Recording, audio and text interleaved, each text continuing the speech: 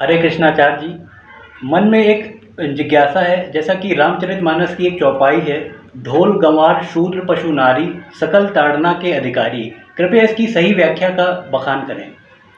देखिए, रामचरितमानस हो या कोई भी ग्रंथ हो, कभी कभी भी कोई ऐसी बात नहीं लिखता जिसका मतलब अच्छा ना हो।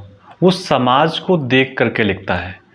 और कभी जब भी कोई कल्पना करता है तो वो उस समय के समाज की कल्पना करता है।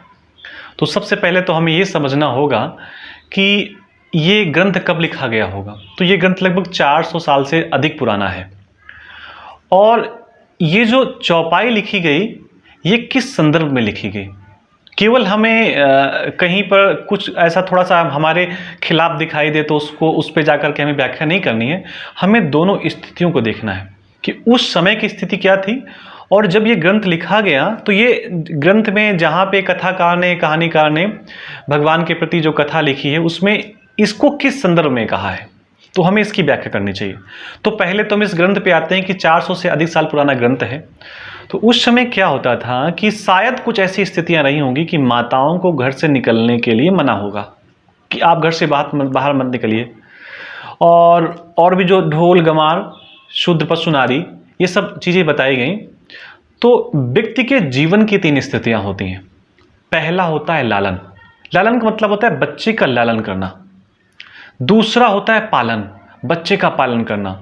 और तीसरी स्थिति होती है जब बच्चा हम उम्र हो जाए, हमारी उम्र का, पिता की उम्र का, या यूँ समझिए बच्चा 14-15 साल का हो जाए। तो ऐसी स्थिति में बच्चे के साथ ताड़न की प्रक्रिया की जाती है। ताड़न शब्द को थोड़ा समझने का प्रयास करें तो ऐसा लगता है जैसे किसी को ताड़ा जा रहा है, देखा जा रहा है। ताड़ना, हमने ताड़ा। तो ताड़ने का मतलब होता है देखना। बच्चे को ताड़ने का मतलब ये है कि बच्चा 15 साल की उम्र में क्या कर रहा है, किससे मिल रहा है, उसके दोस्त कैसे हैं। तो हमें ये उसकी ताड़ना करनी है कि उसकी संगति कैसी है। अब एक एक शब्द में आइए। ढोल, तो ताड़ना का कुछ लोग अर्थ निकालते हैं पीटना। तो ढोल को अगर आप पीटोगे तो वो सुंदर आवाज़ नहीं देगा। पहली चीज़, ढोलक को बजाने से पहले उसमें सही से उसको ताड़ना नहीं दी जाती, ताड़न नहीं किया था, शिक्षा नहीं दी जाती, तो ढोलक अपना जो सुर है वो नहीं निकालता है। ढोलक को आप तबले से ले सकते हैं। तो आप बहुत बार देखते होंगे कि तबला वादक जब तबला बजाता है तो उसे चढ़ाता है, कभी कम करता है, कभी ठोकता है, कभी पीटता है, उसके बाद उसमें सुर निकलता है। तो यहाँ पर तबले की, ढोलक की बात हो गई कि इसको शिक्षा देना। गंवार, गंवार का मतलब किसी जाति से नहीं है, गंवार कोई भी हो सकता है। गंवार का मतलब जो अनभिज्ञ है, पढ़ा लिखा है। तो ताड़ना का मतलब है ऐसे व्यक्ति को अगर आप शिक्षा देते हैं तभी वो सही काम कर पाएगा। ढोल गंवार पर शूद्र आ गया। शूद्र का मतलब किसी जाति से नहीं, मैं फिर कहना चाहूँगा। शूद्र का मतलब है वर्ण संकर से, जिनके परिवार में पिता निम्न कुल का होता है और माता उच्च कुल की होती है। ऐसी संतान को कनिष्ठ संतान या शूद्र संतान कहते हैं।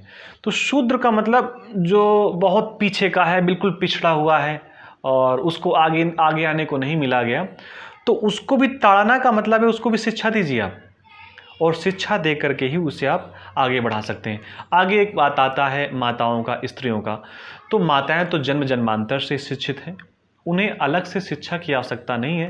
लेकिन हो सकता है उस समय कोई वैकल्पिक स्थिति ऐसी रही हो कि माताओं को घर से बाहर निकलने के लिए प्रतिबंध हो या उन्हें गुरुकुल में भेजने के लिए मना किया गया हो। तो यहाँ पर चारों लोगों के संदर्भ में ये कहा गया कि ये सब लोग शिक्षा के अधिकारी हैं, ना कि इसका कोई दूसरा मतलब निकाला जाए। और ये रामचरितमानस के समापन की चौपाई है जिसमें समुद्र अपनी बात कहता है।